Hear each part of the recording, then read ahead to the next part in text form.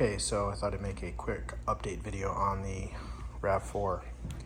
As you can see, the car now has Desmond regamasters on it. Picked these up from a seller in Connecticut, but they are 16/8/35, which is, I think, one of the few sizes offered. These are a Gen 2 Desmond regamaster. So they're not made in Russia, they are made in Japan.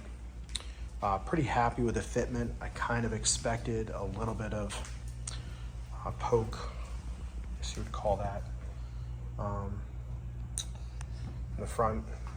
These kind of have a weird stagger to them where you can see the back tires kind of sit in a little bit more. So in theory, you could run a little more offset in the back of the car, but I'm pretty happy with that. These are a 245/45/16, which is plenty of tire, especially at this power level. Again, we're only at 272 wheel horsepower.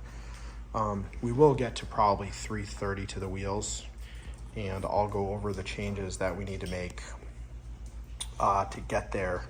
But for right now, I thought I would just make a video with an update on the wheels, and then I will go over, where we're at with the power and why we think it's only at 272 to the wheels. Well, we know it's at 272 to the wheels, and why we think it's not making more. Again, this is a CTX Zona from Nick Speed, and it's either the exhaust is restrictive. It's a 2.5 inch all the way back. It's either that or the exhaust housing. So I'm going to take this back to the dyno jet 248, what everyone runs, and we'll see what it does with an open downpipe, and then we will go from there. If I need to, we'll run a different exhaust housing. Nick insists that it is the exhaust, and it very well could be. So we have to run a 3-inch exhaust. We will. A little bit tricky on these, running a 3-inch exhaust, because of the way that you have to route the exhaust through the cross member. So it can be done. It's just that it has to be perfect. Otherwise, it's going to rattle against the subframe. The exhaust will rattle against the subframe. But anyway, that's where we're at for right now. Probably the first and maybe only first gen RAV4 with Desmond regamaster, so that's kind of cool. But I felt like this was a appropriate period correct wheel, and I really wanted to keep this one on 16s. The other one we're doing will be a 17/9/15 offset, but that has OEM fender flares.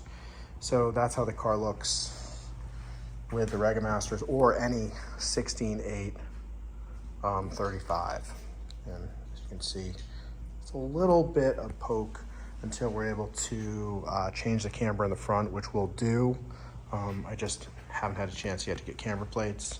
So for right now, that's where we're at. And again, I'm pretty happy with it.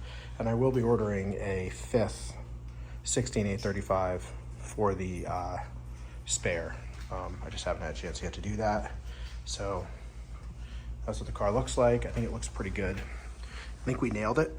And we'll have some more updates in the next week or two after we dyno, and we'll get some more data and hopefully get this thing to 330 to the wheels. I think it will be much better at 330. 270 to the wheels, it's not quite where it needs to be, if I'm being honest. So there it is. That's the update for now. Another update soon.